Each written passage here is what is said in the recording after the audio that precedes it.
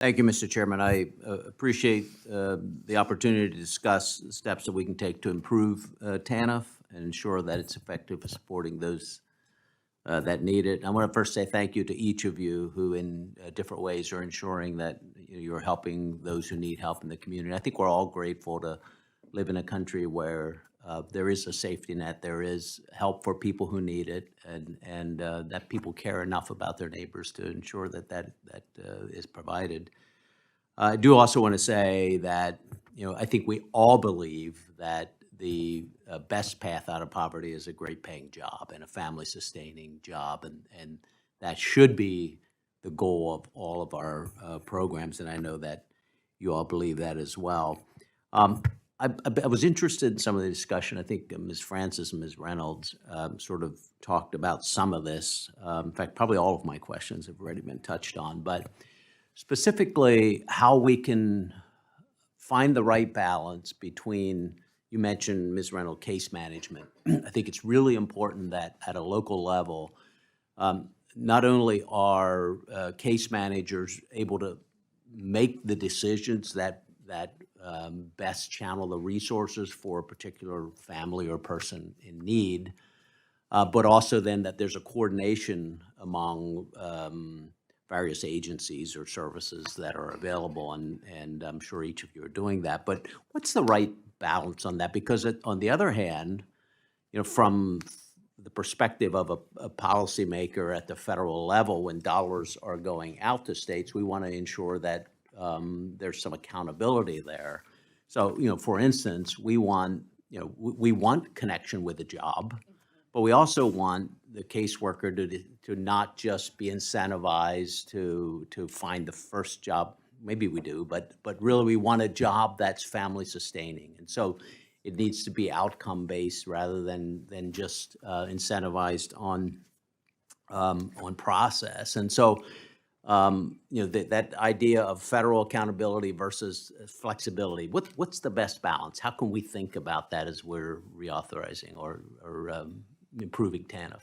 Yeah, so the way I would specifically answer that is, I think intensive case management, that's one part like connection, meeting today's needs, and the other part about goal planning for tomorrow and trampolining out of poverty has got to be the right balance. The way I would encourage a drive to accountability is measure what matters and measure what you're saying, that good paying job, because you're right, that is the best anti-poverty strategy there is. But allow for time for it to get there. One of our studies on Padgett, Catholic Charities Fort Worth, the average amount of time it takes someone to go through that is about 2 to 2.5 years. It doesn't happen overnight. And so what we have to remember is that people who are trying to get out of poverty don't usually start at a place with a master's degree. Oftentimes, they're starting at a place where they're undereducated and need the skills to qualify for these wonderful jobs. And so giving that time is important.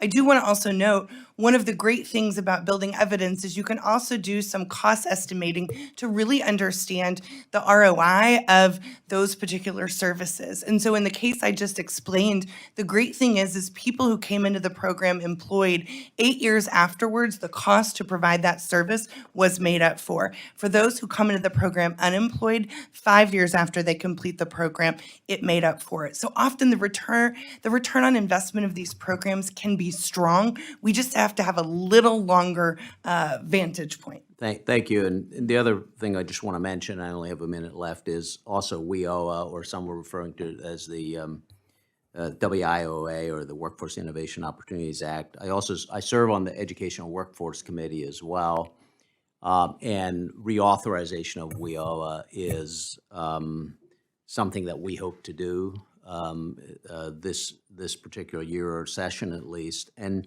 there are some performance accountability indicators built into WIOA that I think there ought to be, maybe some kind of interconnectivity between the two. And so, I don't know if anybody would want to speak to that. For instance, there's an indicator of effectiveness that track if WIOA is meeting the critical workforce needs of the business community by measuring retention with the same employer. There are other measures which address WIOA's efforts to provide quality services to all employers and sectors within a state, local economy. What would be the impact if we took some of those same methods or measures and apply them to TANF? Would this, could we learn from that, and could we tie them together in a way to hold states accountable?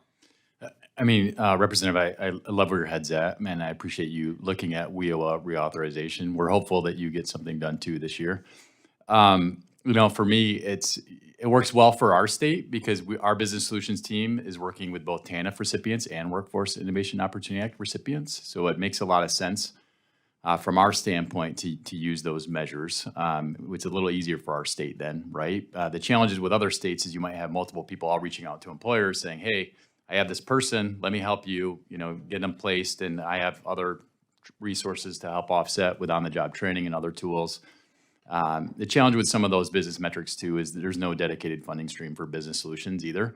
I think when I look at some of those key metrics that we want to track, it's the credential rate, it's entered employment rate, and ultimately it's earnings, right? We want these people to have good jobs and jobs that are going to sustain their family and be self-sustaining and break the generational cycle of poverty. And so I think ultimately, it comes down to some of those job metrics. But I truly appreciate where your head's at and willingness to serve on both of these. Yeah, committees. thank you. I know I'm out of time, and I appreciate the chairman the time, but hope to continue to have those discussions going forward.